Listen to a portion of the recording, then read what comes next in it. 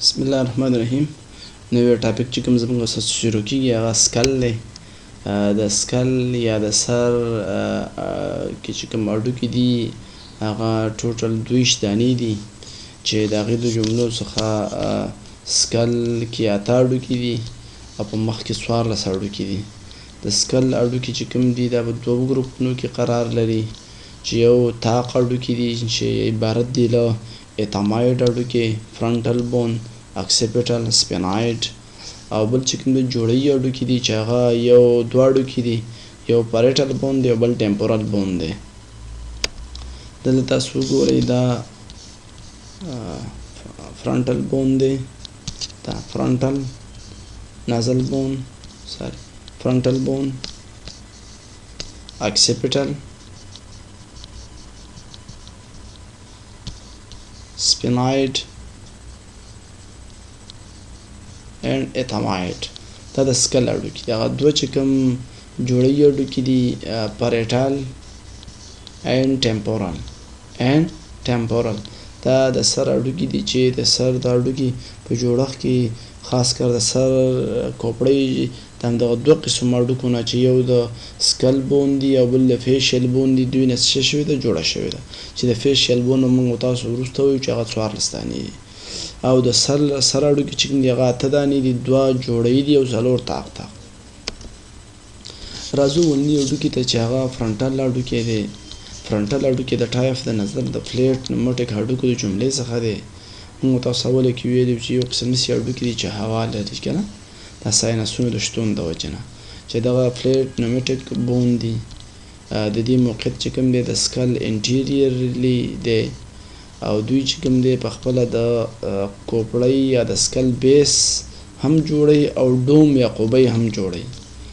فرنټل هډوکي چې کوم دي دوه برخې لري ډاکټر صاحبانو، یو ورټیکل پارټ لري بل هاریزنټل پارټ لري. دواړه چې سره یوځای کیږي 90 ډیګري دوی یو انګل جوړی. فرنټل هډوکي لرونکی د دوه سرفیسو دی چې یو ایکسټرنل سرفیس لري بل انټرنل، او د فرنټل هډوکي لرونکی د 3 بارډرز دی چې یو سپیریر بارډر دی، پاسټیریر بارډر دی، انفیریر بارډر. شکل کې ګورو دلته تاسو وګورئ ډاکټر صاحبان دا فرنټل هډوکي دی، دا سپیریر بارډر دی، دا انفیریر بارډر دی، دا پاسټیریر دی، دا ایکسټرنل سرفیس دی، دا انټرنل سرفیس دی. دې شکل کې هغه د هډوکو شتون ډیر واضح دی. تاسو وګورئ فرنټل، سپیناید، ټمپورل، اکسیپیټل and پاریټل. اوس راځو سرفیس ته. ورټیکل پارت ته راځو. with the vertical part external surface کې څه شی دي؟ یو ګلابیلا ده په میډ لاین باندې شکل کې ته درخې. سوپرا سیلری ارچ دی په دوانو سایډونو کې د اوربیټل کیویټي نه پاس.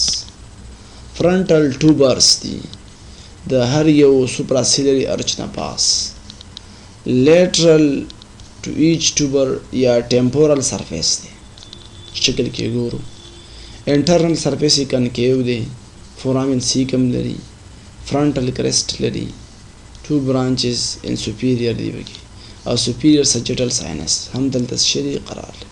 شکل کې ته وګورئ دا ایکسټرنل سرفیس دی د ورټیکل پارت، دا ګلابیلا ده، دا سوپرا سیلری ارچز دی، دا سوپرا سیلری ارچز، دا ټمپورل سرفیس ایریا، temporal surface area دا internal surface area دا اتامايدل ناچ دی، اتامايدل ناچ دا orbital part دا frontal crest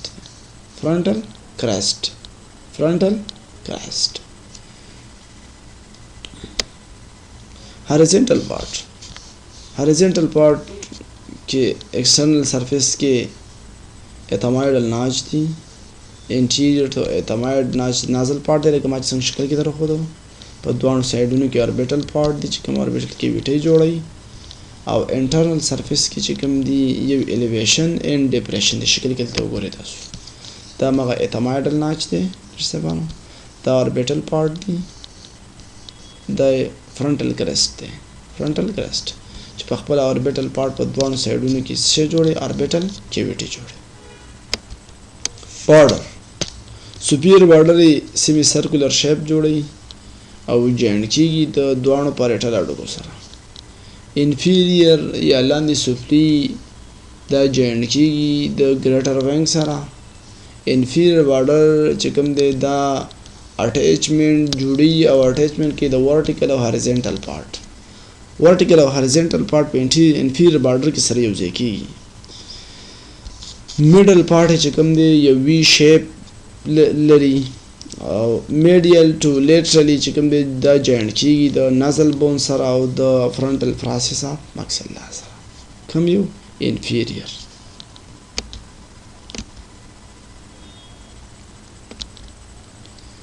په دوه سایډونو کې لیټرل سایډونو کې چې کوم دی جوړیږي سوپرا اوربیټل مارجین زیاتره چې کوم دی دا په زایګومټیک پروسس کې وي کوم چې دغه جوړښت کې برخه اخلي پاسټیریر بارډر کې چې کوم دی پاسټیریر بارډر کې دلته چې کوم دی میډل اتمایډل ناچ دی د کریبریفارم پلیټ لپاره په دوه سایډونو د ناچ کې چې کوم دی سپیناید لیزر وینګ د کوم چې جوړ کیږي د سپیناید بارډر په لیول باندې او په د فرنټل پړک کې چې کوم بل فرنټل ساینسونه دي ټرینګولر شیپ لري او میډل نیزل میاټس بای انفینډیبولم دا په فرنټل کې څه دي قرار لري